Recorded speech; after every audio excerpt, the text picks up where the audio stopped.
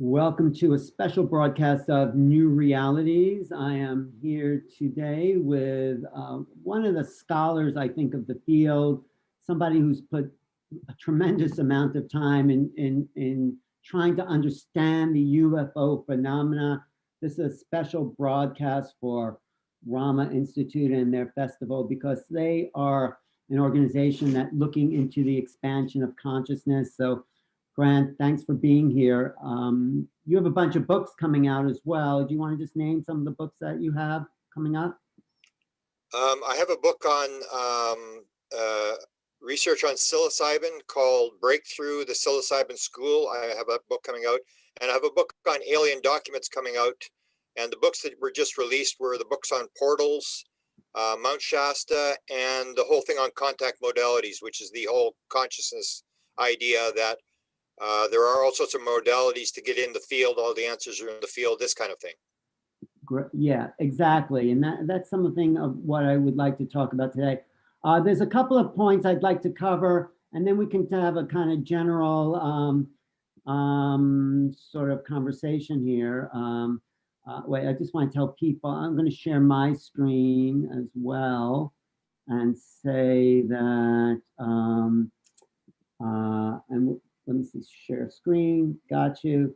And Grant, I also want to say you do incredible work.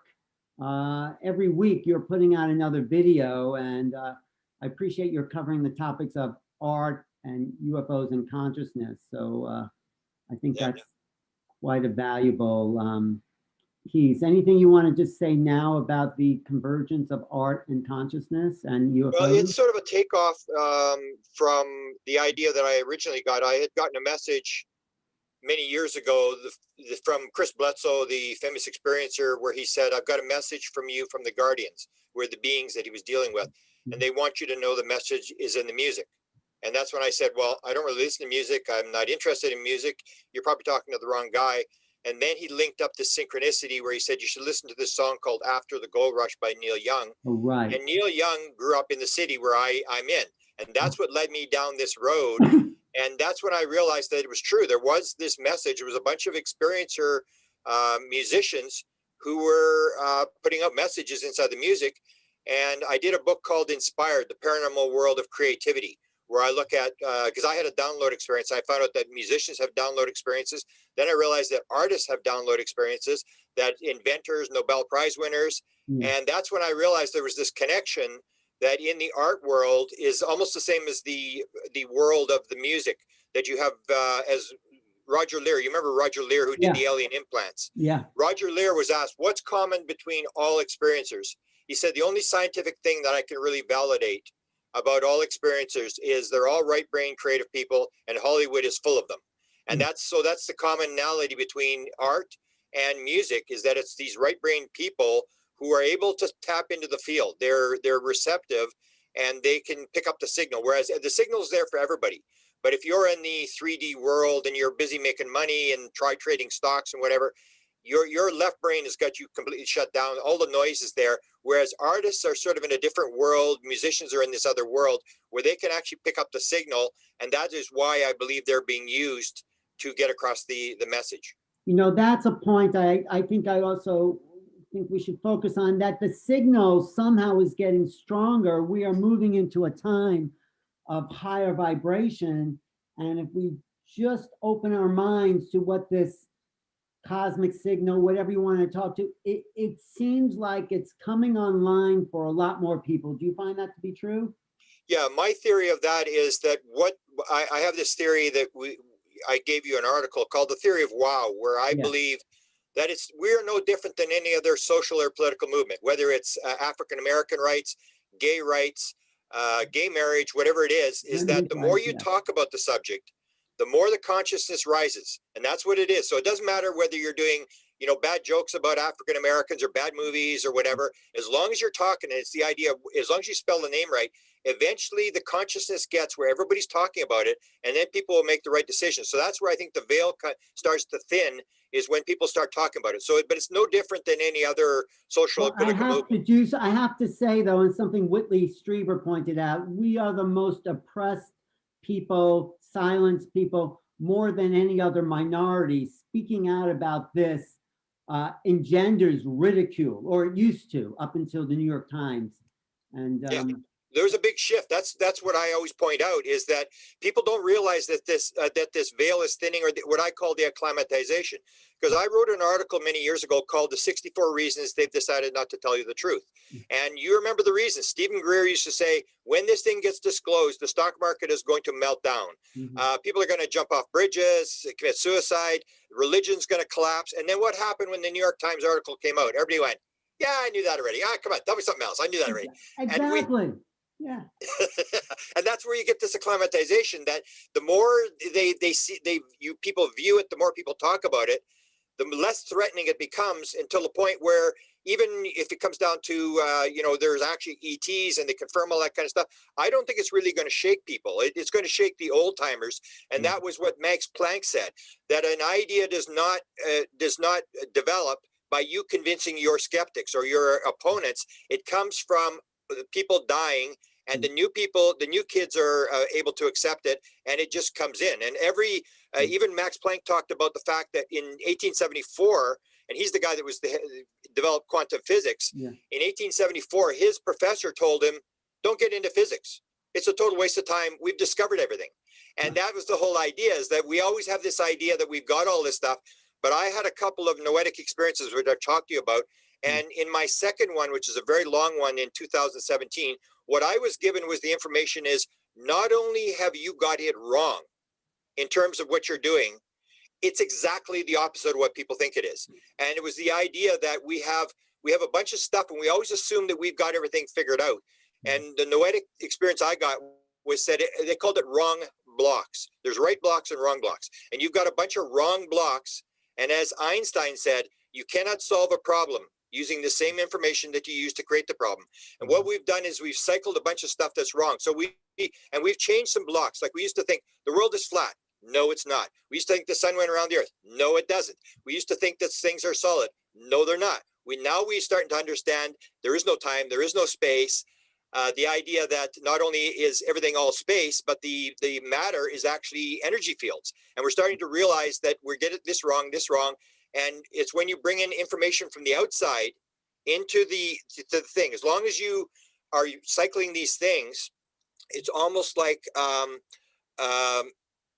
William James said. William James said, you think that you're actually thinking, and actually all you're doing is rearranging your prejudices. And that's where the noetic material comes in. That's where artists come in. That's where UFO experiencers come in, is that they're able to bring material from the field that is new material that will help us answer the questions. As long as we have the same old ideas and we cycle them, we're never going to figure it out. And we're going to make assumptions that we're standing completely still when the Earth is moving at 1,000 miles an hour. It's rotating, it's moving 67,000 miles an hour through space. And we sort of have this seeing is believing thing. And we're starting to realize that, no, what we see is not necessarily what's actually going on. Yeah, no, I totally agree. And part of the revelations that are coming, and the more people talk about this, it follows Schopenhauer's 3 rules of the truth. The truth is ignored, then it's ridiculed, and the third phase is that it's self-evident. And we're coming into the self-evident phase of the truth. And one other thing that what you mentioned was, this just the opposite of everyone thought. It reminds me of my favorite line from John Mack. I've repeated it before, that UFOs are like an outreach program from the universe for the consciously impaired. And that's us, the consciously impaired. Yeah, but we have the ego that basically rules. We've gotten into a world where the individual is supreme, and the ego is running the show, and the ego doesn't want to believe that it's wrong. So it will have what I call the left brain interpreter, which a lot of people don't realize, that in your left brain, you actually have what's called a left brain interpreter. So when the world becomes inconsistent, it will immediately put garbage in to fill the hole, to make it consistent, to make it back to a flat earth or whatever your belief system is. And people don't realize that a lot of the stuff that we think is just stuff that we're making up in our head. And so once we get the idea that the ego is no longer in charge, and that there is this field, that there's this oneness concept, that's, I think, the thing that's going to change things. That's where, when you start to realize that everything is alive, everything's conscious, and everything is connected, that's when we're going to start making a move. But as long as we believe that, it's rape, pillage, kill, and steal, whoever's got the most toys when they die wins, we're going to go down this ego road where we're fighting with each other. We're like 80 trillion cells in the human body that are all doing their own thing. And then we wonder why the body gets sick. And so those are the kind of ideas that are coming through the sort of the noetic stuff, through artists, through musicians, through people who are having downloads and dreams and all this kind of stuff. And the other outside forces, whoever they are, whatever the phenomena is, whether it's spirits or aliens or whatever, are feeding this material into us. And we may have made an agreement with them to bring it in, but you and I and the people that are on the leading edge, we may feel like we're victims, we're the Rodney Dangerfield of all science. But I think that we've come in as an agreement, we've all joined together and we agreed to come at this time in this place. Because when people feel like victims, and I always remind them, I say, just remember, you chose, if it's a reincarnation world, which as I was told, it's like, if it's a one life, then it's one thing. But if it's a reincarnation world, everything's changes. You got it completely wrong. So if it's a reincarnation world, then you and I came in at this time, at this place, in the middle of this mess, and perhaps we came in for a reason. And that's what we've got to keep realizing, that you and I may be the people, we are, or there's an expression, we are the ones we've been waiting for. Yes, yes. Well, not only that, that this is actually the most exciting time that I could imagine, when everything is shifting, all the old structures are falling away, people are waking up. I mean, they might look back in history and they say, what was it like when planet Earth, the humans on planet Earth, actually had a mass awakening? I don't know if that's going to happen, but we are closer than ever, especially with this crisis, this virus, I call it a bardo. A bardo is an in-between place. So we are in an in-between place between letting go of a system that doesn't work and embracing the unknown. This is where the artist comes in. Terence McKenna says, if the artist can't find the way cannot be found. Yeah, and that's what we have to realize, is that these people are bringing something to the game. They're bringing something very important, and we're starting to realize more and more that the scientists haven't got all the answers. They've become like the priests of the modern era. And yet we're starting to realize now they're as prejudiced and as biased as anybody in the, say, the Roman Catholic Church of 300 years ago. And that the new age is coming in where it's being challenged by just simple people on the street who are having experiences and putting the experiences out. And the more we go along, the more we open that veil and people realize, no, there's much more to the world than just nuts and bolts and physical stuff. You're right. And the fact that we're in this field, whatever field this is, I mean, I'm obsessed with it. I got pulled down the rabbit hole in 1987 when I had some kind of, maybe it was abduction, I don't know, I write about it in my book, but I've been obsessed with this, and I can't think of anything more exciting than being here at the edge of sort of consciousness when this huge other reality starts to, I would say, invade our world, but I don't want to scare people. It's not invading, it's seeping into our psyche. Yeah. That's what, and you called it the Super Bowl of all events. Yeah, which I love. That's what I point out to people. I say, if you realize what's actually going on, you realize you are in the Super Bowl of all stories. And not only are you inside the Super Bowl, but you get to play the game. So you may be the water boy, you may be the quarterback. Most people are, as the expression goes, most people are living lives of quiet desperation. Right. They are just paying their bills. They have no clue what's going on. And you have to have empathy for them, because it's same as you. You had your experience in 87. I had my experience in 85, and it's 75. And I always say that if I hadn't had that experience, I would be just as stupid as everybody else. And so there's something that leads you, whether it's you on the other side that are your higher self that brings you into it. But you and I, and you know this, that people who have had the experience, you can't let it go. I mean, it grabs you and becomes your life, and it becomes your mission. And so when I ask people, experiencers, people will say, were you probed? Did it hurt? Were you scared? I always ask them weird questions like, do you think you have a mission? And everybody says the same thing. They go, yeah, I think so. I don't know what it is, but yeah, I think I might have a mission. And that's the whole idea, that's that obsession that is so hard to explain, especially when you got people around you who think you've totally lost it. And yet for you, it's like that is life. It's everything. You're just trying to figure it out, put the breadcrumbs together, and that's what makes it so exciting. It's like when I was very young, I was very good at playing chess, and I stopped playing chess because I didn't want to lose. But I was very good as a young kid playing chess. So to me, it's like a chess game. It's like it's so exciting, and it's like you're watching the moves. You try to keep the prejudice out, the evil, bad, the good, this sort of stuff. It's just a game. Why is that piece moving? What is this going on?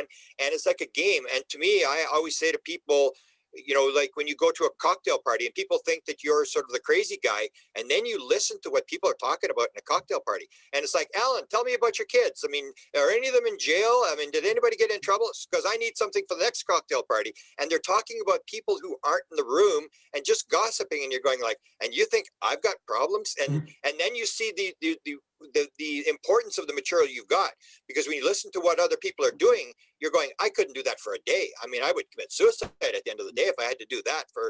It's so exciting to realize that you're on the edge of it, and that you may be almost like we're living at the time of Jesus, or living at the time of Constitution, that people will look back and say, oh my goodness, those people, they were so lucky. Right. What I love about what your evolution has been is that you had this experience that was nuts and bolts for a long time. You had this download about it being consciousness, but it's sort of become a spiritual awakening for you. Yeah, mine were all the same things. When I had the 75 experience, it was like when you have your experience, people will describe it. It's like, wow, it's like like I said, all my friends that were with me when we had these sightings, they went on with their life. I fell off the edge of the earth. I mean, I could not get enough. And so I went along for many years, and then I had the noetic experience watching Colin Andrews speak. It was the same thing. It was like, oh my, I couldn't believe it. For 2 days, I'm walking around, my head is spinning.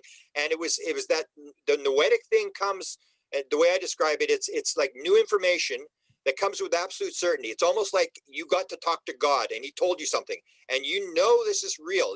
That experience you had, doesn't matter what anybody says. And so I've had a number of these noetic experiences that have just moved me from this state to this state. So what I try to do is stay open, to be open to whatever's going to happen. You watch the synchronicities. When the synchronicities happen, you're on the right path, and just let it happen. And your higher self or whoever will direct you where you need to go.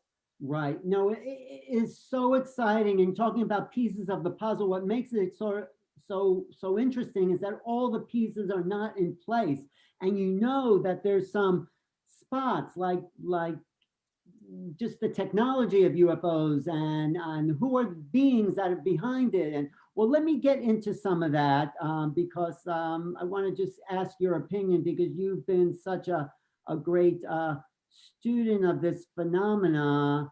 Let me see. Do you see that on your screen there? Yes, I do.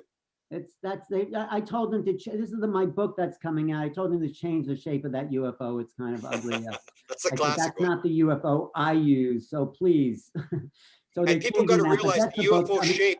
The UFO shape has changed many, many times over the years, almost like they're just leading us along. That if it was an independent phenomenon, it would always look the same. But you can see it changes almost every couple of years. The shape of the UFO changes, and people just go along and think that's always the way it's been. And you've got yours from maybe the 1960s or 70s right there. Well, I'm updating that, but this is a book that's coming out that Granson and Linda Moulton Howe and Whitley Strieber and John Mack. I've collected these essays, and what I like about the book is that it's a tapestry, because no one has the truth about the phenomenon. So I've collected all these people with different parts of the truth, and it's up to the reader to really put this all together. That's what I feel. So you can order that on Amazon, pre-order. It's come out in May of 2021. And I think it's gonna open people's minds to a lot of what we've been talking about. I wanna talk about this guy, Chris Melan, yep. Who was the former Deputy Assistant Secretary of Defense for Intelligence. And Chris Melan was working inside the government, and he left the government to join the To the Stars Academy, and he got this package. I know I'm sort of rushing along. He got this. And I'll just point out for you that the name is Rhonda Essex is the name there. I had it checked inside the Pentagon, and it's a woman, and she was in part of the movement to move these videos out of the Pentagon. Rhonda So Essex. Rhonda Essex gave this package of videos, because I want to trace this with you, this package of videos Yep. to Christopher Melan to deliver to Luis Alessandro. This is, you can tell me if this is right, to get to the New York Times to say, we got videos from the Pentagon of UFOs. Is that true? Is that where we are? So you see the date on this is September the 7th. So that was a month before Tom DeLonge had his news conference in October. He had the October where he announced To the Stars, and then in December the article ran. So they had the videos a month before Tom DeLonge did the To the Stars announcement, the press conference.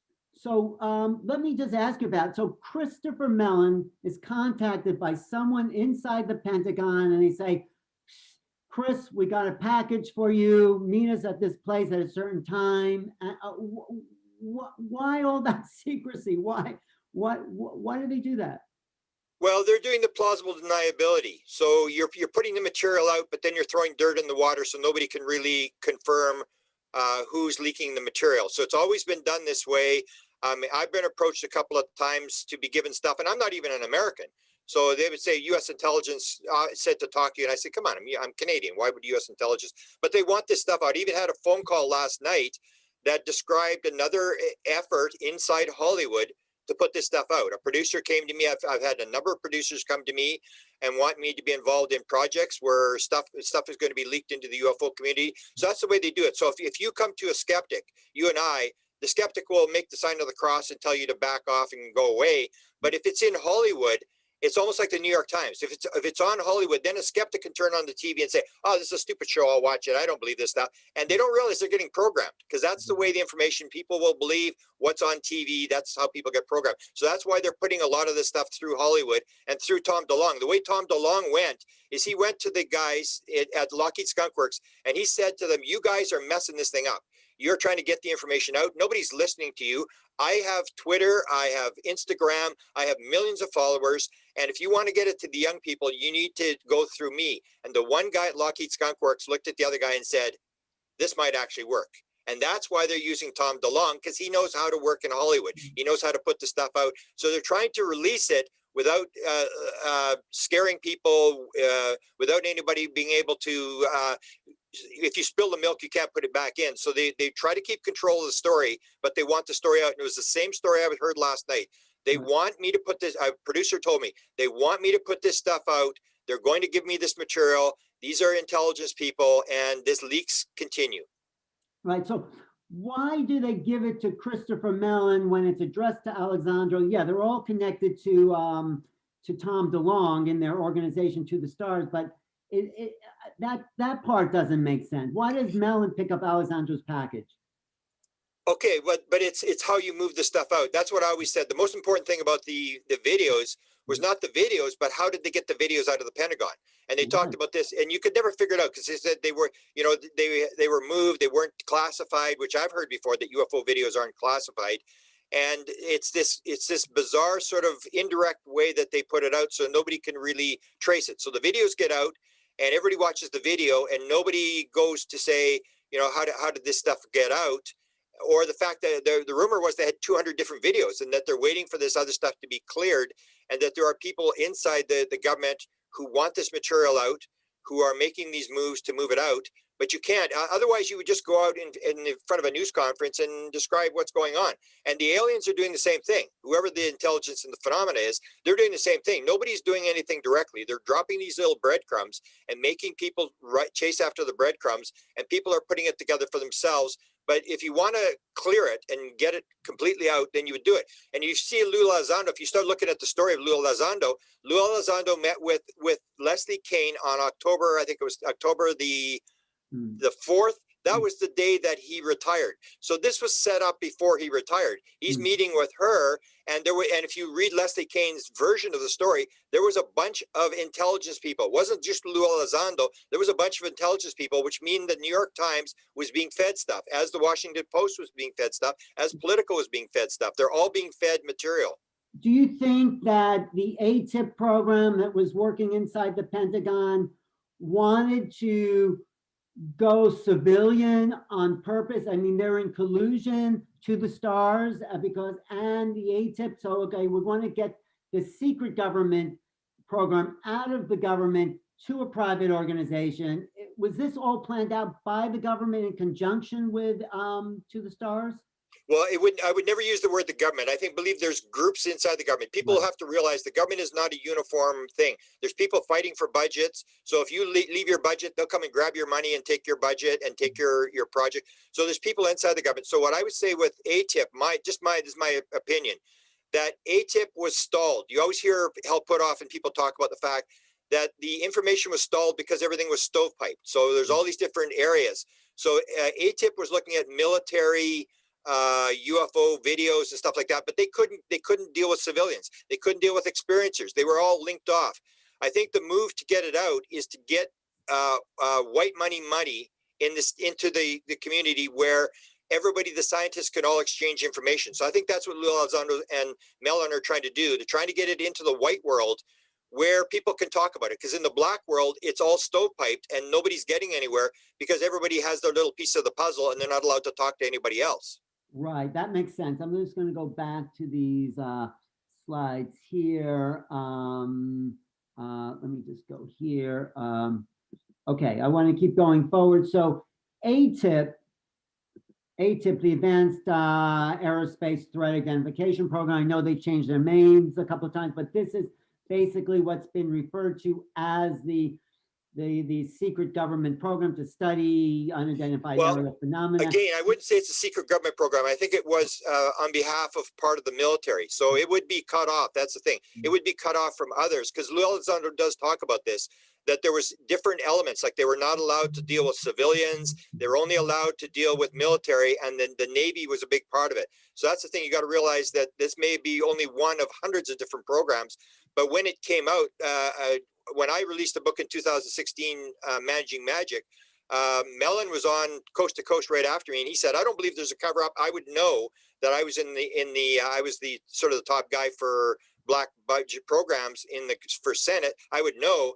And that's the thing, is you have all these different groups that are cut off, and that's where they're trying to put this together. Is I would say there's probably a pile of UFO programs. Even Lou Elizondo said he was at an event one time in a secure environment, and he met a guy who had run a program that he really didn't know before. So that's the thing. He's starting to realize there's other programs, and I still believe there is a control program over top of all of it. So the way the government would work is if you want to keep it secret, you have like an MJ-12 type group, that you have somebody in each agency. So all you need is one person inside the Air Force, one person inside the Navy, and that person gets the material and leaks it. Nobody knows that they're leaking the material to a higher agency, and you have these people inside these agencies. But I believe it's like everything else. The government is not stupid. They've been working on this since 1947, and they will have a program high up in the government that that is very carefully controlled, that is doing the thing. And I think the ATIP program is going to be a fairly low-level program. I don't think it was the main program. Right. So you're saying there's probably people in the government that we don't even know, we've never heard their name. They are at the top or more top level, controlling the filtering of information. And could that top level actually be connected to the ETs psychically or in as ambassadors and telling them what to do? Okay, that comes to this story that the Israeli general that has just come out with the story about the story talk about that there was an agreement with the government. When I first heard that story, I thought it was like an Easter Bunny story. I thought it was like crazy stuff. And then I started to think back and I go, no, I think this actually may be true. Some of the stories that I've followed, you know, that I did the whole story with the Holloman Air Force Base story. Yes. Which was done in 1975, and it was given to Steven Spielberg. If you look at Close Encounters of the Third Kind, that is Holloman Air Force Base. That's the story of Holloman landing. They were waiting for it. There was 3 crafts. One landed. The beings came out. Everybody was waiting for them. So that story I got from Bob Emniger, and I believe that they had the tape. Paul Shartle appeared on a TV show and described what was on the tape of this encounter between the beings and the high-level officials. There's another one that was given to me. This is the whole story about the EB-1, 2, and 3, this idea that there was an ambassador, an alien ambassador that was being held by the U.S. government one was off the mall in Washington, D.C. And I remember Bob Emniger telling me, he said, no, I don't believe that story. That's all garbage. That's all, they're making that stuff up. And I said, okay, Bob, Whitley Strieber was offered an interview with a live alien. Linda Howe was offered an interview with a live alien. Bill Moore was offered an interview, and you were offered an interview. And he said, well, no, I don't really believe that. And I said, well, who told you the story about getting the interview with the live alien? And he said, oh, it was Paul Chartle. And I said, he was the security manager at Norton Air Force Base with all the film for the military. I said, was Paul Chartle reliable? And he said, yeah, he was reliable. And I said, okay, so you got a reliable guy that was offering you an interview with the live alien. The last story I'll tell you is there's a tape that's leaking onto the internet. We're going to put it up. It's been around. And this is a tape between Kit Green and a intuitive that's being used by the U.S. military by the name of Kay Randall May. He describes her as being perhaps more accurate than Uri Geller, 95% accurate on all the medical material that she's given. And he's talking to her, and he's getting a reading from her, and he's taping this thing. And this is Kit Green, who used to run the Weird Desk at the CIA. He was a control officer for the remote viewing program, high-level guy. He's always been doing contracts for the U.S. CIA. As an open employee on UFOs, he can talk about UFOs anytime he wants. He's talking to this intuitive, and he says, who are we dealing with? And she said, there is a portal off the coast of California. An object is landed there. There are human beings on the craft. There are beings on the craft, and they are dealing with they're being warned about a genetic instability, talking about the fault lines off the coast of California. And Kit Green is just going, okay, hang on. And he's writing this down. It's the straight as can be. When did that happen? What date are you talking about? When I believe the tape was taped February the 20th of 2017. Kit Green, according to what I was told, taped this conversation, and then he put it out to somebody, and it leaked onto the internet. I was given it about 3 years ago, and I've talked about it a number of times, and we were about to put the entire 45-minute conversation on the internet. But he's talking to this intuitive, and he's talking about an experiment that Kit Green has always wanted to do, a consciousness experiment, where he's going to take this Kay Randall May, he's going to put her in an MRI machine, then they're going to put Uri Geller in another MRI machine, and Yuri's not going to bring his publicity, his people along, his cameras, because it's not going to be made public. And what they're going to do is take an image, and Kay Randall May is going to exchange his image with Uri Geller, and they're going to have them in MRI machines, and they'll be able to see, does the signal go instantaneously, which confirms scientifically, is this a non-local signal? Does it obey time and space? So I think it has to be non-local, because all consciousness is singular, it's all connected. But let me just get back to this. This is a recent breaking story. It came out in the Jerusalem Post, December 5th. Former Israeli space security says aliens exist and humanity is not ready. And he talks about the Galactic Federation. That sort of threw me a little bit, because the Galactic Federation is sort of what a lot of new age, kind of ungrounded, what I call ungrounded UFO sort of fanatics say, oh yeah, they're out here. They're out there to save us. And they're not that, solid in the facts when they call it the Galactic Federation. So did that throw you at all, the Galactic Federation idea? Well, sort of.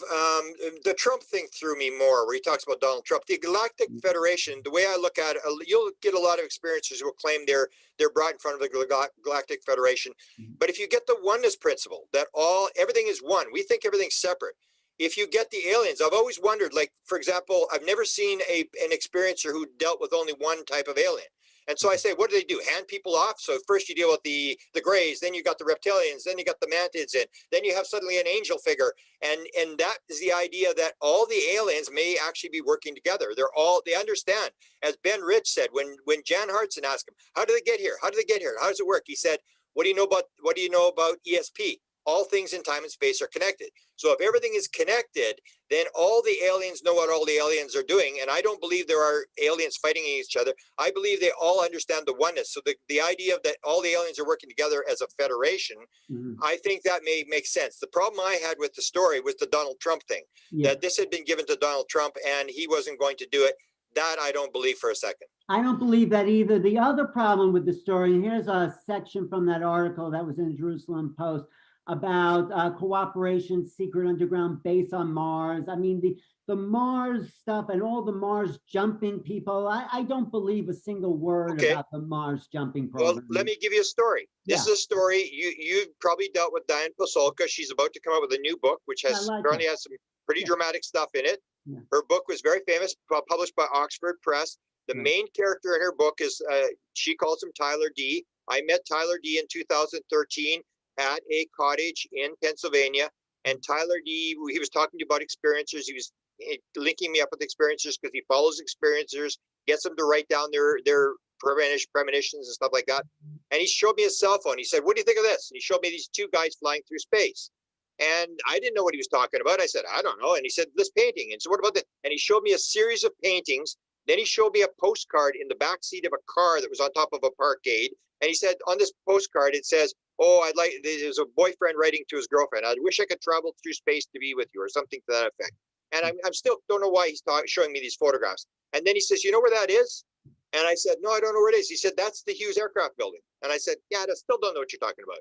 And he said, "That's where the jump room was." And suddenly I went, what? Show me those photographs again. The key to that is Tyler D, who's the top NASA guy. Why did he go to the Lockheed facility, which is now an office building, and take these photographs?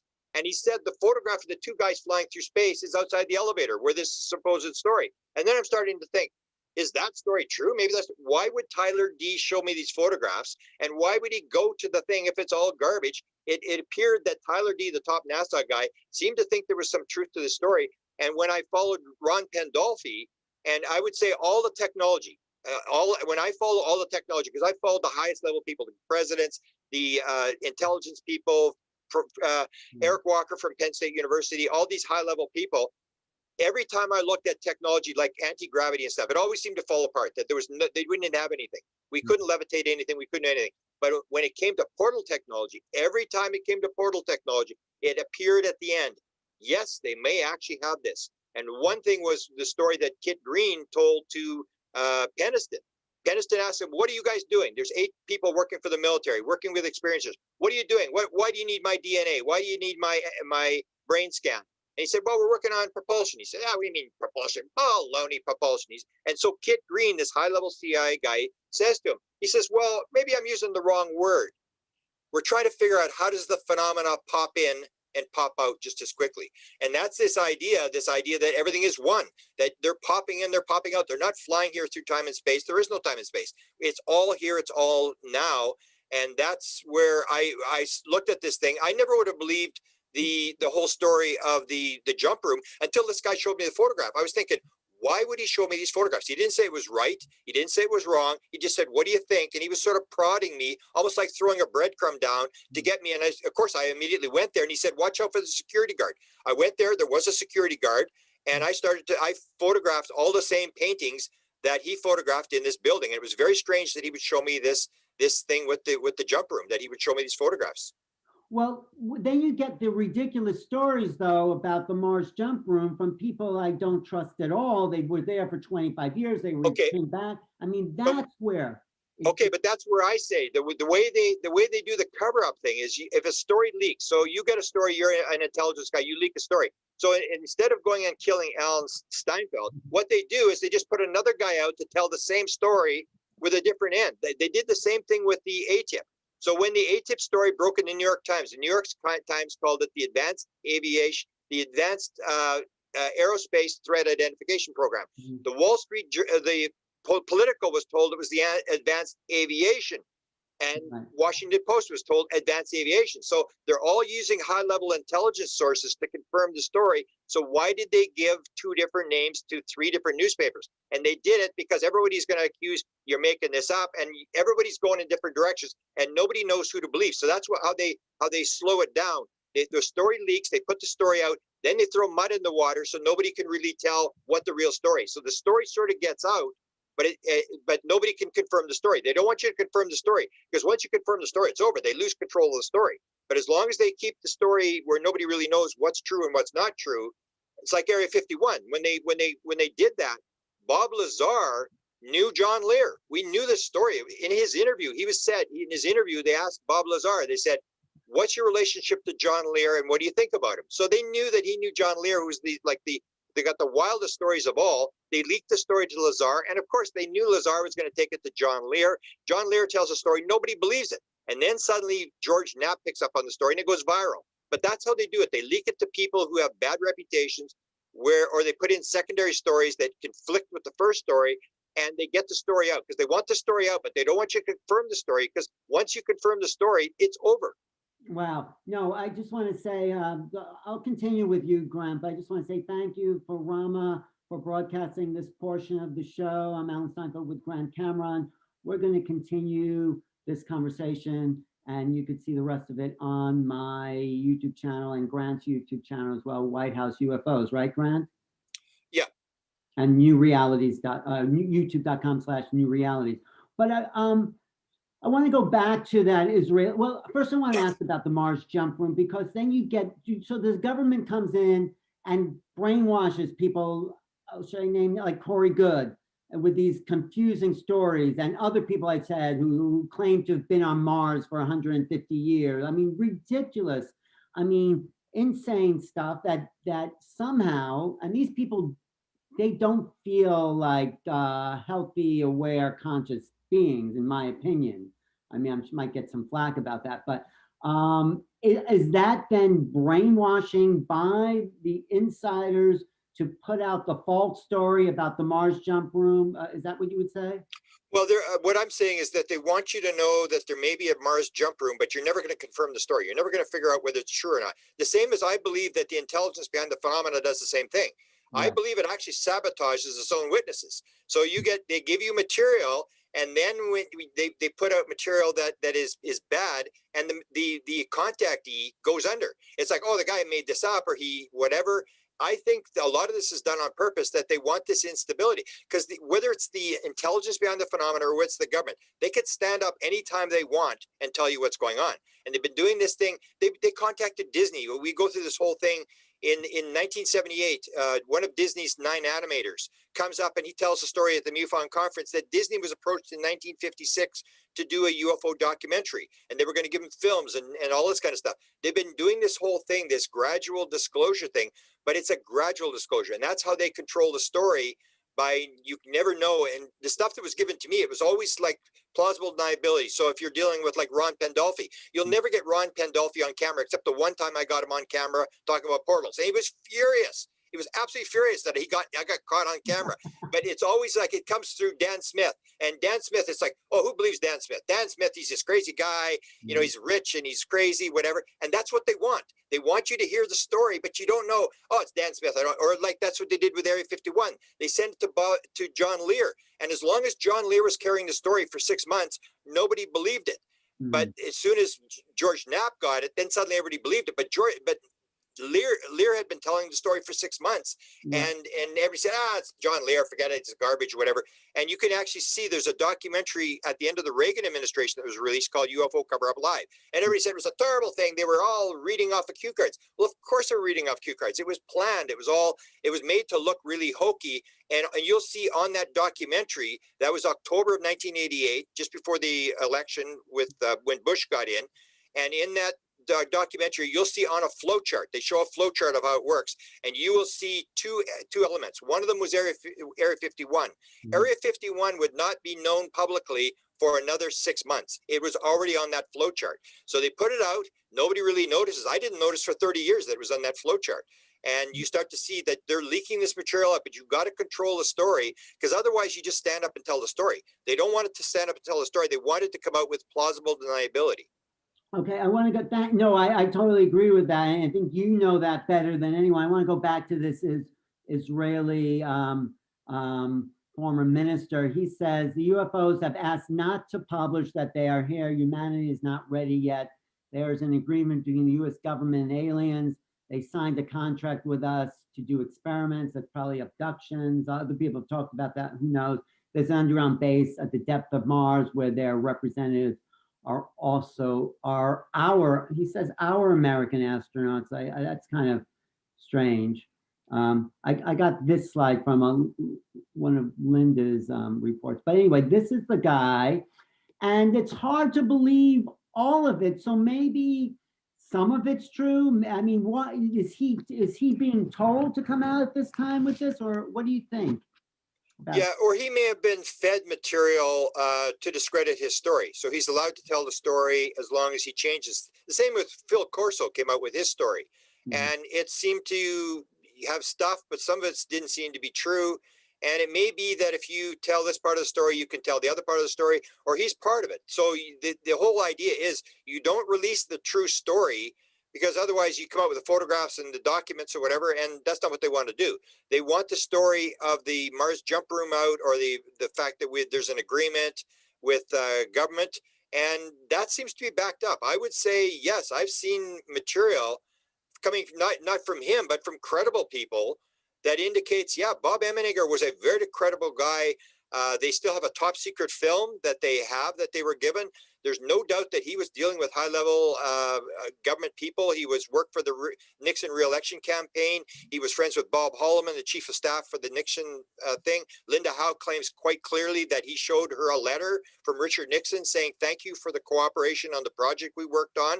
And the deniability was, well, he didn't say what it was. So he's denying, well, it had anything to do with UFOs, but why would Nixon write him this letter? So you see this kind of stuff that seems to back up, not the details, because the details are always going to be, but the fact that there may have been a government agreement, and these stories have been going around for a long time, that there's been an interaction, and like it's same as ET. The story of ET is the idea of the EB1 or EB2, that there's an alien here on Earth, and he's trying to get back home, and that one alien moves back. A lot of the stuff that's in Hollywood will have some truth to it, so they'll leak stuff to Steven Spielberg. Like, for example, the Holloman Air Force Base. Most people don't know that Close Encounters of the Third Kind is based on the Holloman Air Force Base story. They just think it was made up in Steven Spielberg's head.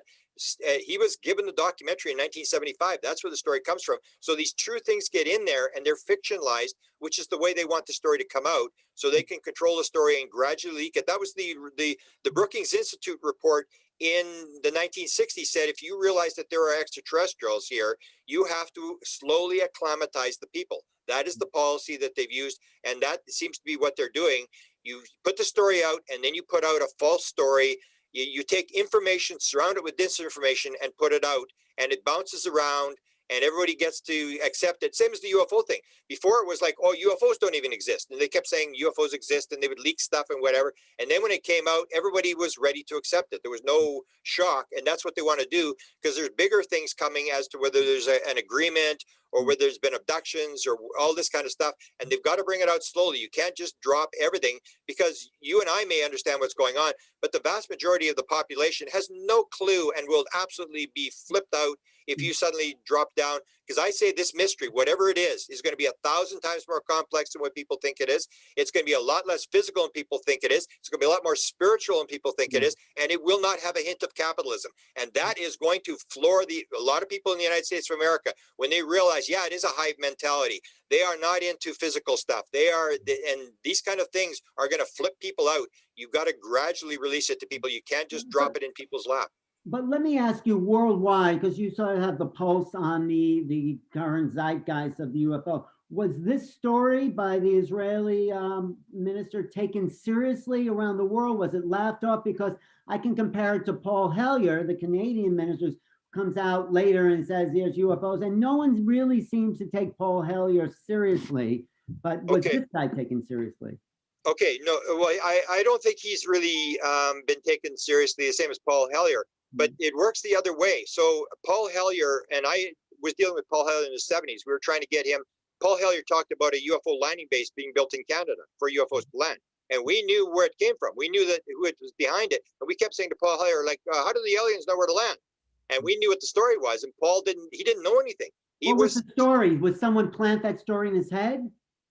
No, it was written he opened a UFO landing base. It's the Canadians' 100th anniversary. There was a tourist thing in St. Paul, Alberta, where they built a UFO landing base as a tourist attraction. He went to give the speech, and when I went to him, he got really upset with me about the fact that I called him a liar. He said, "I don't remember giving the speech. I don't remember. I didn't write the speeches," which is true. He didn't write his speeches. He was just giving this speech, and it said, "This is not the first UFO landing base we've had. We had one in 1954."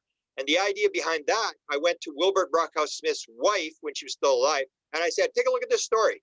Do you know where this was? Wilbur involved in this story? And her husband ran the Canadian government UFO program from 50 to 54. She said, yeah, it was Wilbur. And I said, what happened?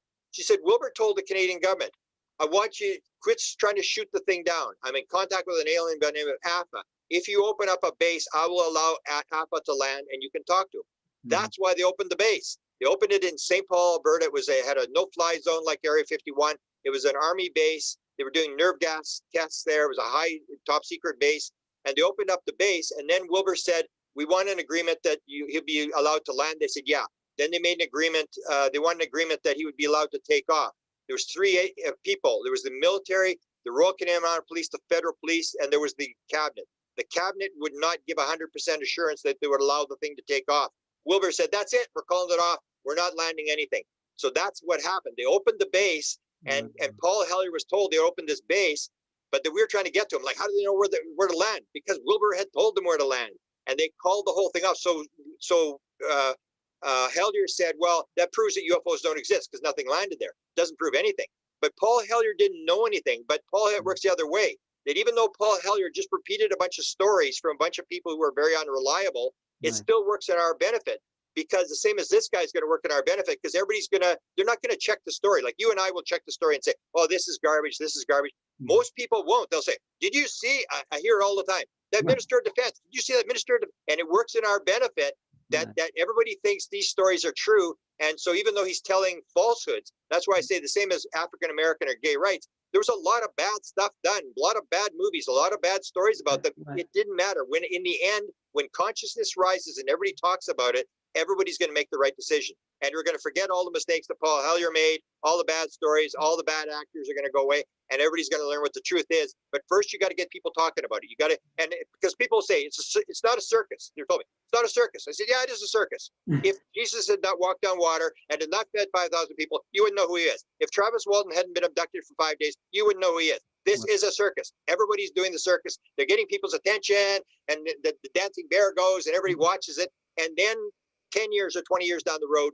they tell you what's actually going on. You're right. It is a total circus. It is a great show as all these pieces come into play. Some of them fade. I just want to ask you, I know you have to go soon, right? But going back to this package, the ATIP, bringing that out to Christopher Melan, Christopher Melan also had a bunch of slides, I think, in that package, right? He had about 7 slides. This was one of them. Can you confirm that this was one of these slides in the package? Right. Yeah, there was a whole bunch of stuff. It was on his website, which is kind of the weird thing where there was a guy from Great Britain who discovered it, and he got copies of all this stuff. And then the story was, oh, his website was hacked. He forgot to put the password in. And that's all classic stuff. It's like, come on. This is leaked. He opened it up for someone to find it, to get it out, because a lot of the stuff on here has got mistakes. There's a resignation letter from Lou Elizondo, which is the prime one. So they told me, oh, the stuff's on Lou Elizondo's site. Let me see it. I said, they've changed it. They've altered it. They take a real document and they alter it. It's not going to be the real document. They said, no, it's all real. I said, they do the same thing. They've done this like for 40 years. So they sent me the Lou Elizondo resignation letter. I said, there's 2 spelling mistakes in here. It's deferred retirement. They misspelled it. Number 2, it has no date on it. How do you resign without a date on the letter? How do you know when you're going to resign? And number 3 is the resignation letter was addressed to the Secretary of Defense.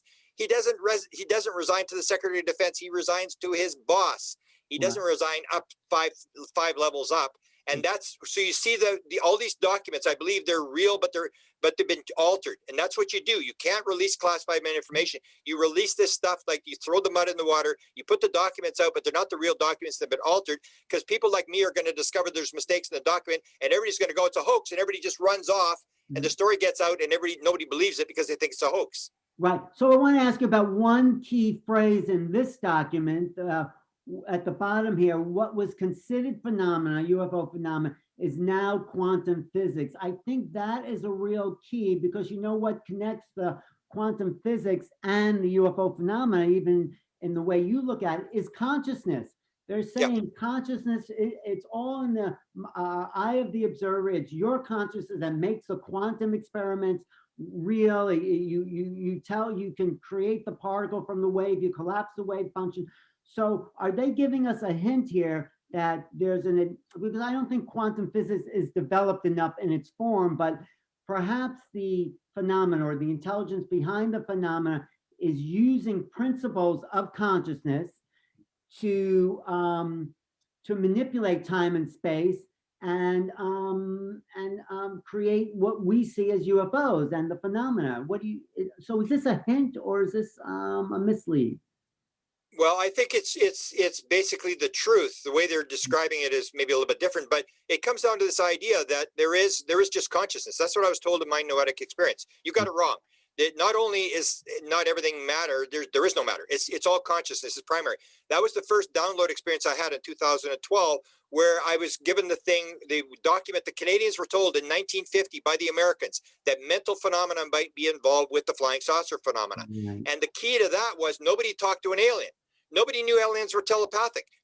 Adamski would not appear until the detonation of the hydrogen bomb 2 years later. So how did the Americans know to tell the Canadians that mental phenomena was involved? Eric Walker, we were talking to him at one point. We said to him, are the MJ-12, is it all just 12 guys? Is it all just Americans? He said, let me ask you a question. What do you know about ESP? And the guy didn't know. And Walker said, unless you understand about ESP and how it works, you will not be taken in by the control group. Very few people understand how it works. I didn't know until I had that download in 2012 what the heck he was talking about. I had no idea. And then Ben Rich saying to Jan Hartson, what do you know about ESPs? Everything in time and space is connected. That's how they get here. That's how it works. That's the portal thing. They're popping in, they're popping out.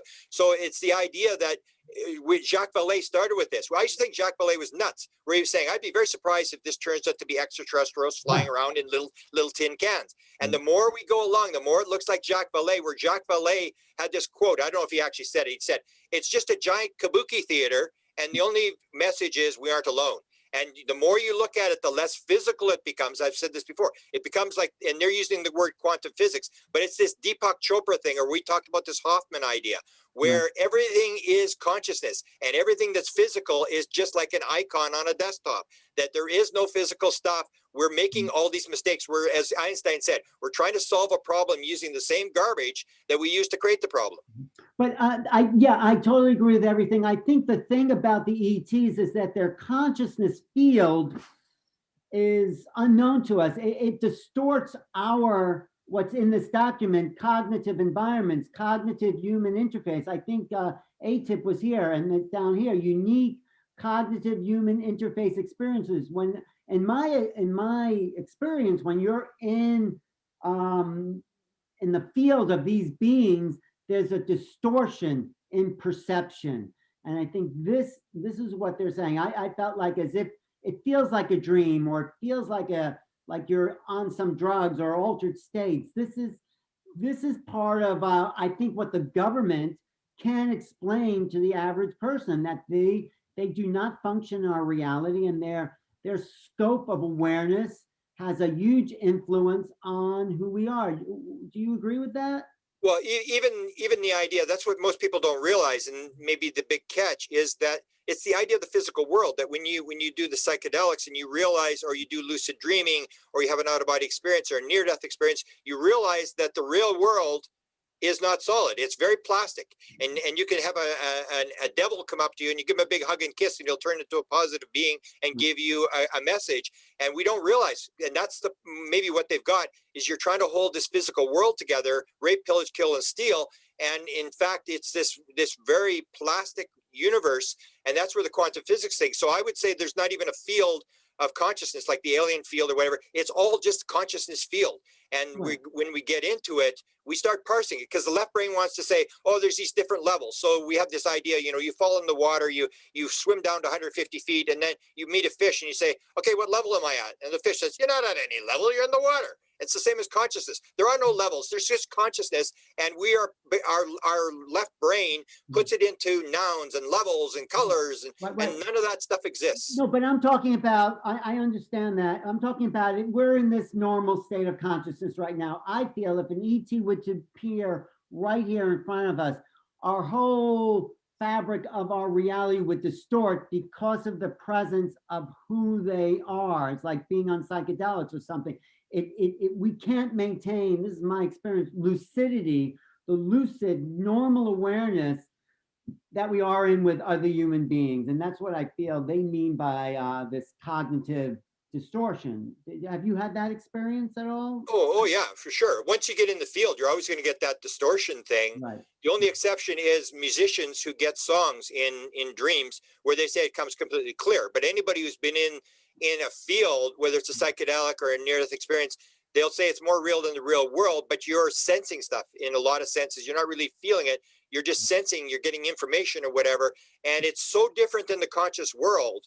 Right. It's so plastic and so movable that it's very hard to understand. Whereas the beings are in that thing, in that field where they're there and they're trying to move us to that level to understand, number one, it is not the world you think it is. Everything you've got is wrong. Everything you've got it all backwards, and they're indirectly telling us how it works. And quantum physics is going to back us up that in the end, it's all going to be like Eastern philosophy, Eastern mysticism. It's all going to prove that the mystics were right. It's all Maya. The UFO people are all going to be right. And the guys that are going to be doing the cyanide pills are the scientists who are saying this is all physical. Because if you spent 20 years of your life and you believe that the brain creates consciousness and stuff like that, it's pretty hard to sort of pack it in and go in the unemployment line and look for another job. It's almost like religion that you have these ideas and you have to shift these ideas people out of, because once you get to be 20 years old, the aliens won't abduct you because they can't. Your ideas are set.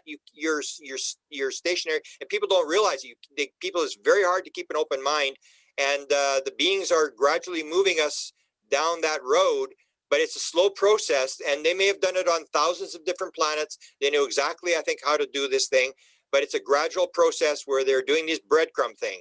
And with psychedelics that I think will maybe save the world, the psychedelics are having the same thing, that when you suddenly get in there, or you have the DMT where suddenly people start seeing beings, or they do the DMT experiment. 25% of people doing DMT experiment are on a table in the abduction experience, and they're lying on a bed. And then you start going like, what is going on here? Are they being abducted?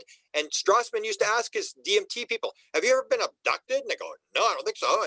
And it was this weird thing where you start seeing these crossovers, and you start to realize maybe this is all the same weird stuff, that once you get out of the conscious world, it gets very, very weird, very, very plastic, and you can form whatever sort of world you want based upon almost like the idea of the Easterns, where whatever you do, when you die, you're preparing yourself to die, because that's the world you're going to live in, and you meditate and you get ready for the death, because they understand that it's not the physical world that we think it is.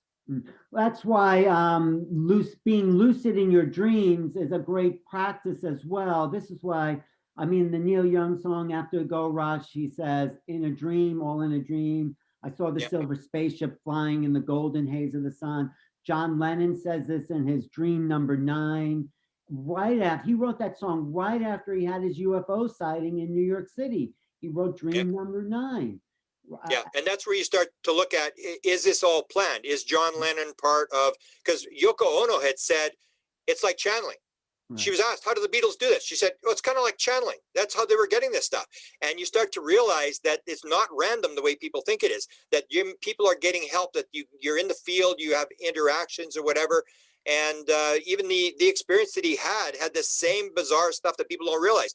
That May Pang, who was with him and he had his famous sighting, talked about the fact, she said, it was kind of strange. We were there, and the people below us on the balcony below us, we were yelling and screaming, running around in the nude. We're taking photographs and screaming, and they didn't come up. And we wondered, why did they not come up to see what was going on? And she said, and all the buildings were empty. I looked around and everybody's gone. And then the idea comes in her head and says, oh, it's Friday night. Everybody's gone to the Hamptons. And we contacted her. We said, don't you think that was kind of weird that everybody went to the Hamptons on Friday night? She said, yeah, it was kind of weird. And that was this Oz effect, that time and space stopped. You were isolated, or people will talk about being isolated, where the whole world changes. When the beings are there, suddenly all the cars disappear on the freeway. You're the only one there. And you know there's supposed to be cars, but there's no cars, where it's just you and them. Time and space disappear. And that's what I think part of the disclosure thing is, that there's so many weird things like that people are going to realize there's no time, there's no space.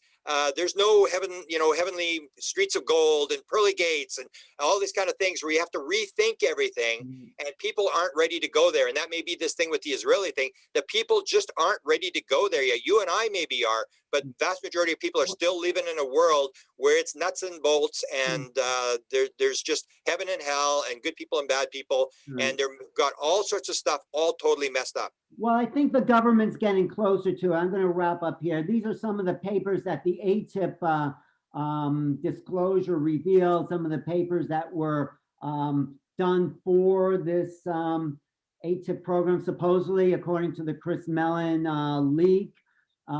This particular one about time travel here, or gravity waves, superconductors. Let's see, I pulled this up. This is one of the papers, transversible wormhole stargates, like you call portals.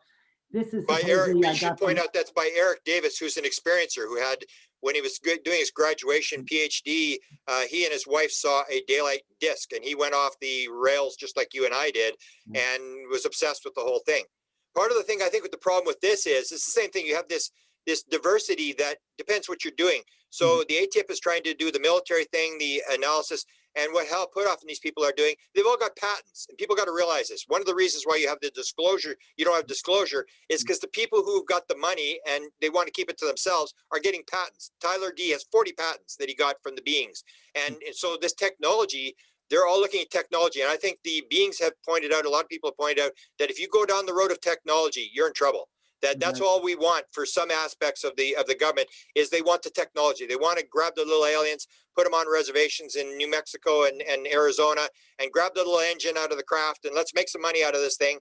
And I think it's going to be, again, much more spiritual, less physical than people think. And the technology, they haven't gotten anywhere. That's the thing that people should be pointed out, is that people think we've got this technology, but every high level end that I came to indicated that we can have the craft, but the craft is alive. The craft is conscious. You put your hand on a panel, you become one with the craft, you fly the craft with your mind. People don't realize this, that it's way more conscious than this technology stuff.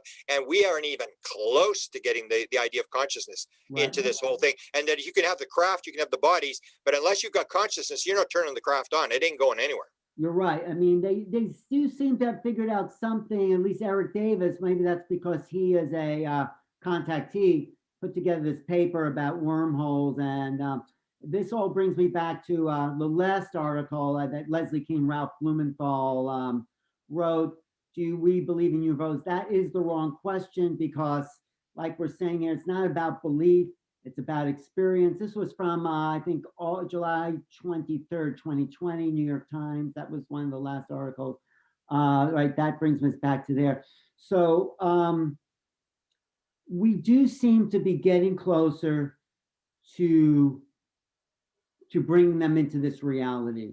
And your work, I mean, you're doing a video every day on YouTube, which is great. You're just planting more and more seeds. Hopefully you're talking to more than the converted, somebody might come along and see something. And I think we're at a real exciting crossroads. And this coming year, 2021, I think it could explode. I think it could, like, boom, just like that New York Times headline, glowing auras and UFOs. I think we're due for something else. I think we've adjusted to that. The Navy has come out and said, yes, these are not from this world. And so what do you think is the next step? What do you see in the near future for the planet? Well, I see the three things coming together. So I see the quantum physics thing, which is saying it isn't physical the way you think it is. We can, jump through things. You can interact on one side of the galaxy instantaneously with the other side of the galaxy. So that's coming together. The UFO experiencers are bringing out this stuff that it matches that. And you have the quantum physics stuff. It's all sort of coming together with this idea that it's not quite the world you think it is. And the government is disclosing the same sort of thing, where they're sort of indicating this fact that there's these weird things that are going on, portals, this sort of stuff.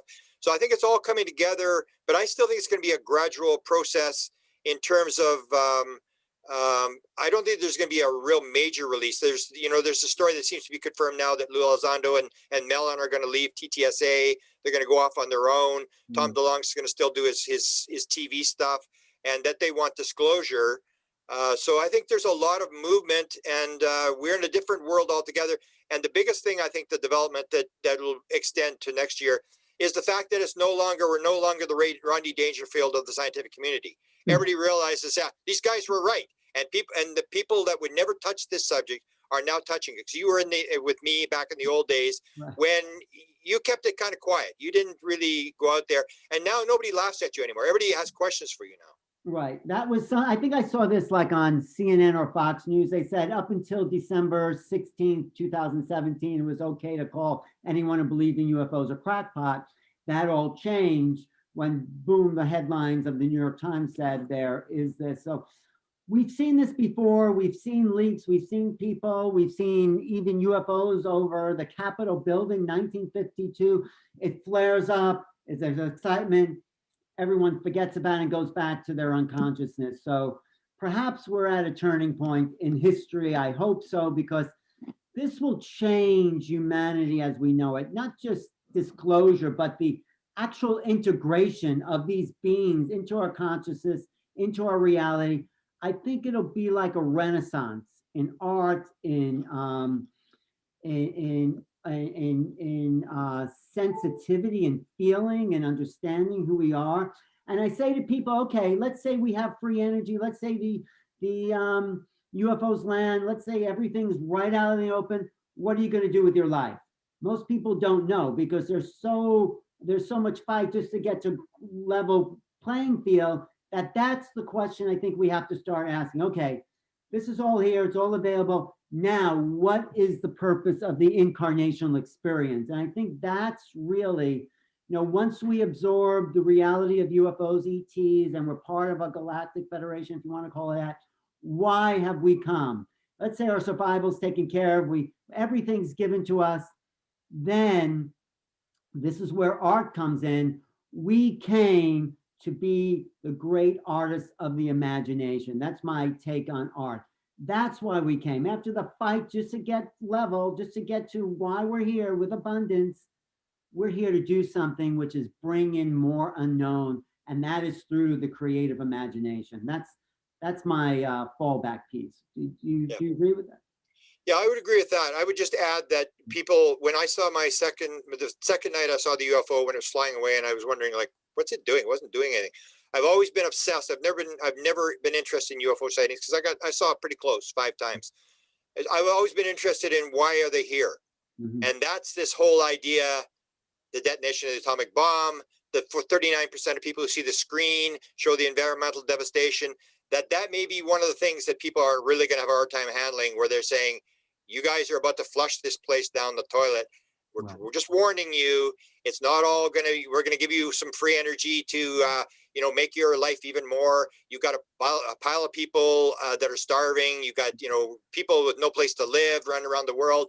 And that's the part of the thing I think that people have to consider is, why are they actually here? Why did they come in 1947? Why are there so many beings here? And that's part of the integration that we're going to have to make, is that we are in some degree of trouble from what they're indicating. Yeah, we've created a huge mess. That's and we have to clean it up. They're not going to help us clean it up. I think they're going to stop us from destroying ourselves, but we have to sit in the pile of junk that we've created. But I was just talking beyond that. Let's say we clean it up, we get it together, we get all that. Then what do you feel? Okay, what are you going to do then? If you clean it up, you're going to get the concept of oneness. But that's actually, in the last number of years, has gone exactly the opposite way. It's more separation. It's more me versus you, my idea, different political parties, different belief systems, different religions. The separation is occurring more. And that's the warning that they're giving us, that you got to realize you're all cells in the body. You're all neurons in the brain, that you have to work together. Otherwise, there's going to be problems. And that the warning, I think, is that we aren't going to get it together, that we are going to destroy it and have to go elsewhere, like the Silver Seeds taking the chosen ones to another planet to learn their lessons elsewhere. And so that's the thing I'm always concerned about. And hopefully they get it before us, because what they're representing to me is the right brain.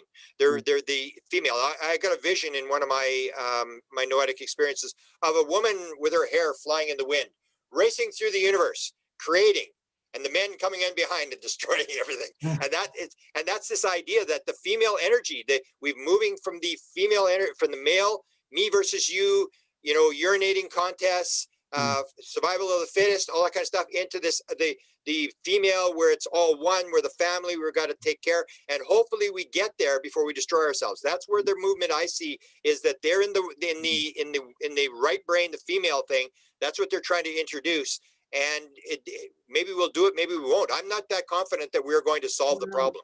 You know, H.G. Wells said in 1932 that what did he say? Civilization is a race between education and catastrophe. Really, it's a good expression, yeah. And that's where we are. So I agree with you. We have a lot to clean up, a lot to get together. We have to.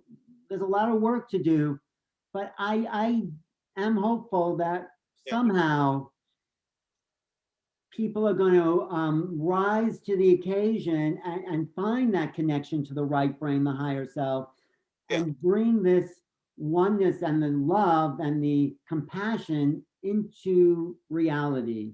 And well, that's our job. That's, you and I agreed to come here. We made an agreement before we came. You and I were going to have this interview. We're going to do all this kind of stuff. That's ours. The problem is that the vast majority of the community sees this as technology. They see it as like, I got a big house, 2 kids, you know, 2 cars. I got the kids. I got a good job, and now we need some cheaper energy. We need to go faster. We need to go to the stars, and it becomes like this: more. Give me more stuff. Give me more stuff. And that, I don't think that's what it's about. That's not why they're here.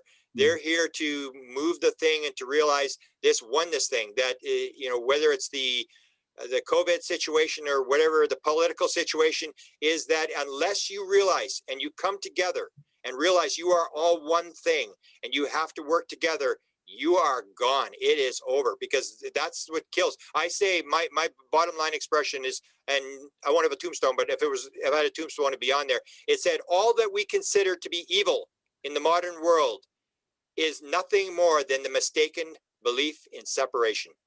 If you get away from separation and realize oneness, you're not going to cut your hand off. You're not going to harm people. It's this idea that we are separate, the ego, me versus you, that we're separate. That's where all the evil comes from. I don't think there's any exception to anything that's evil. It always comes back to this belief, the mistaken belief in separation. So there's no good people, bad people. There's just really bad belief systems that send us down roads that cause a lot of trouble, a lot of death, and a lot of this kind of stuff. And the beings are one. They understand it's all one. That's how they get here. And that's the number one message. 54%, according to this survey of 3,000 experiencers. What was the main message? Main message, they said, is oneness and love.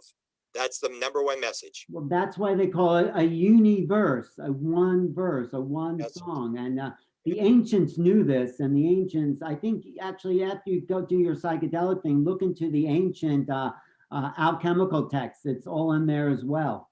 Beautiful. So thank you, Grant. You are an inspiration, and I love your enthusiasm, and you're one of the top people I feel in the field, because you don't hold back. You tell it like it is, and you use your intelligence to go as deep as you can into all aspects of this very baffling situation. So super. I think you're in the same field. So let's do some more talks together and get out the word, because that's our job.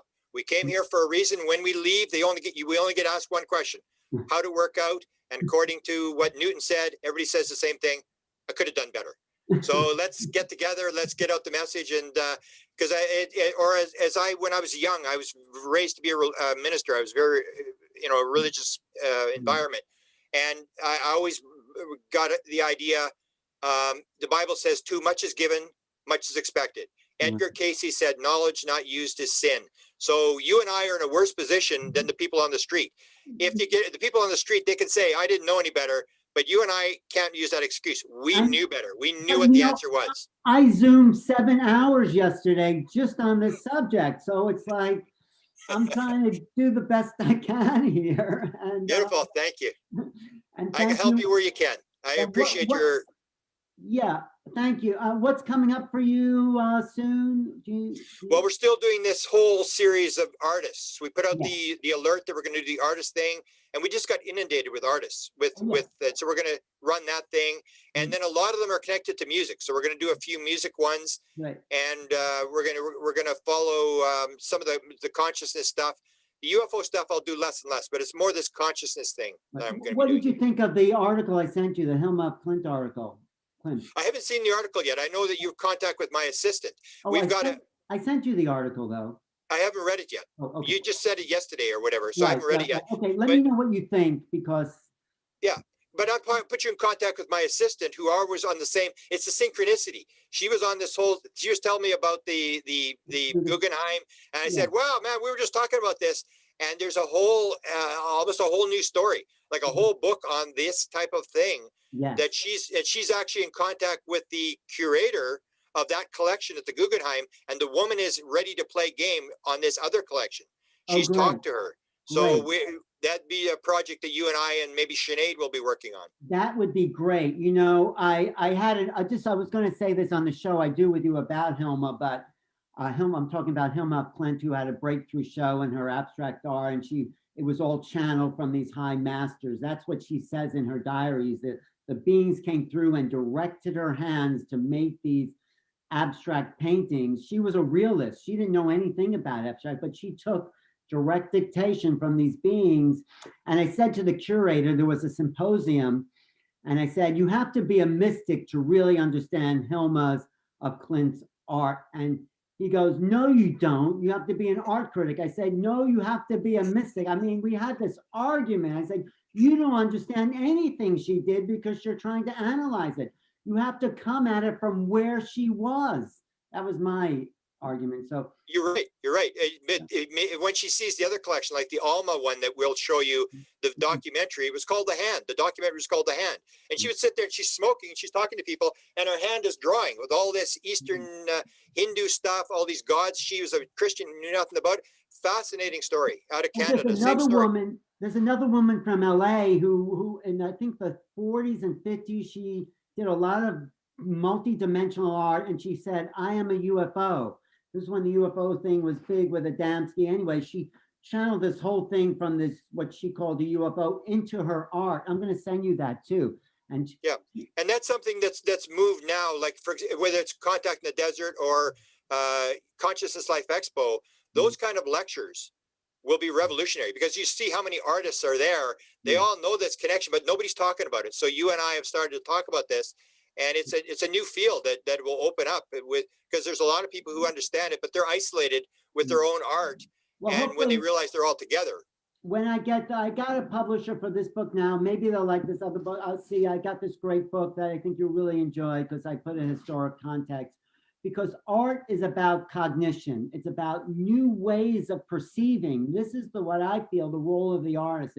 Introduce us to unknown phenomena, and they don't even know what it is sometimes. Yeah. You know, Ingo Swann, who created remote viewing, he's the one who coined the term.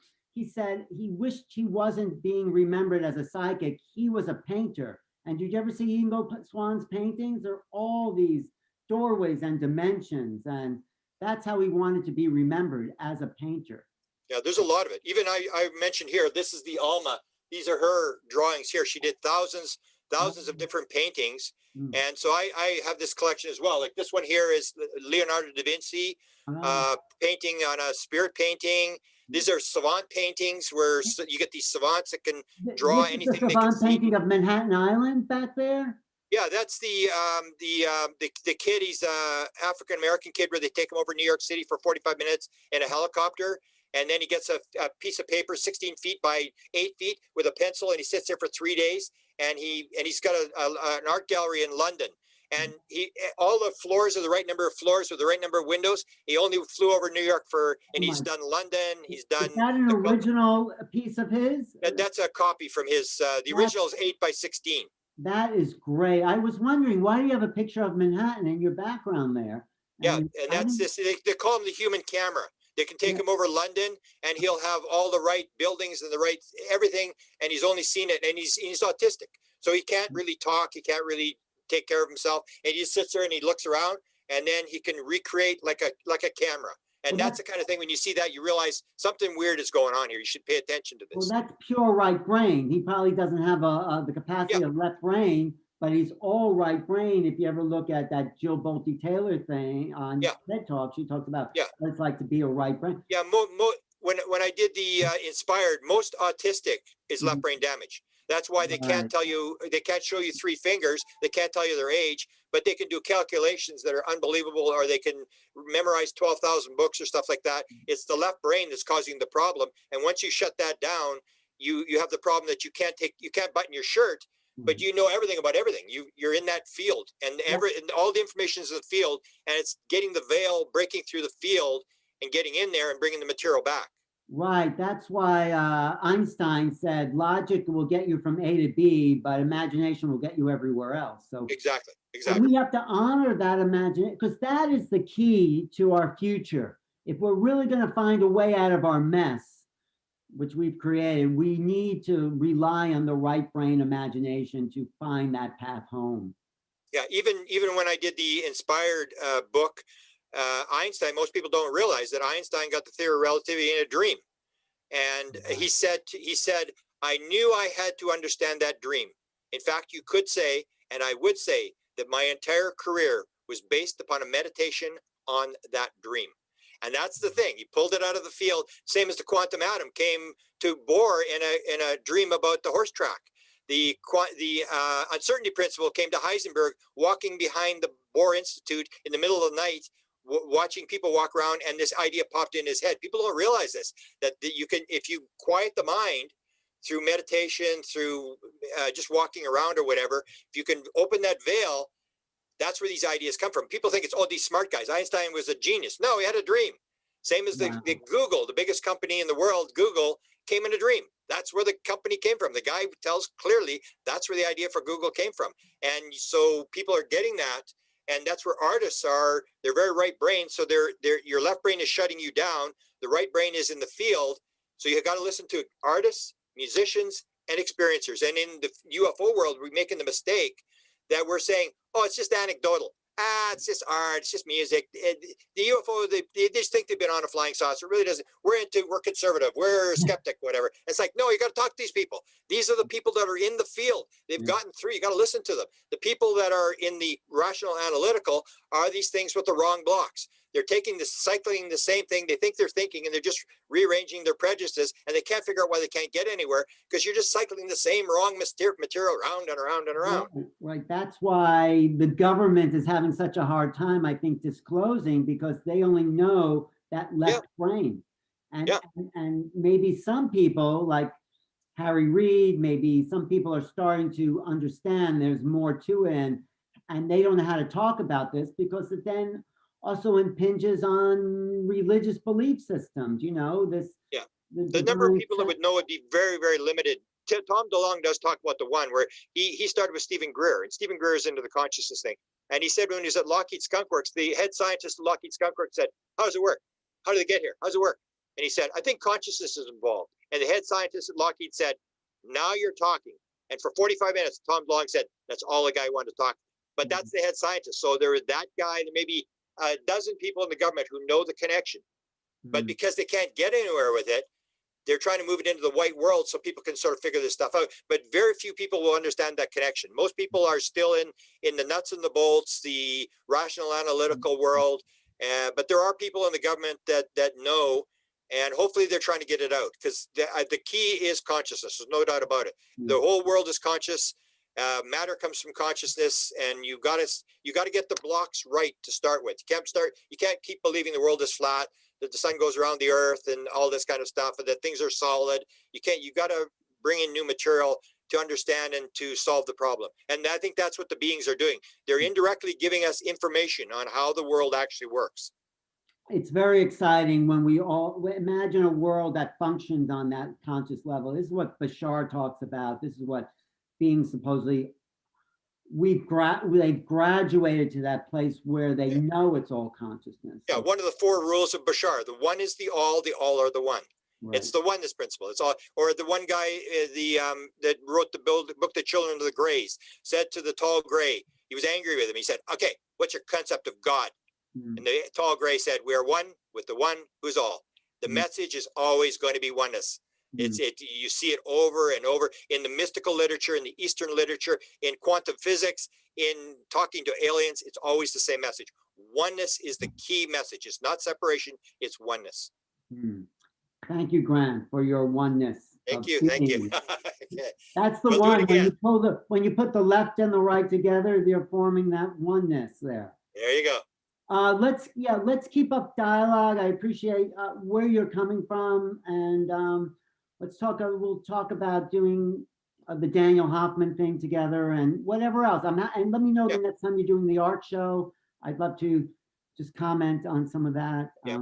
I think you'll do good when we talk with Sinead. She's pretty up on this art thing, and we've got some stuff you haven't seen before. I think you'll be pretty interested. Great, I'm excited. Thanks. Okay. Thanks for your time. And UFO, what is your YouTube again? My YouTube is White House UFO, and my Facebook is Presidential UFO. So those are the two that they can go to. Okay. I post material. And feel free to post this too, of course. Yes, thank you, sir. Okay, thanks again. Thanks so much for doing this. Bye. Bye-bye. Okay, good.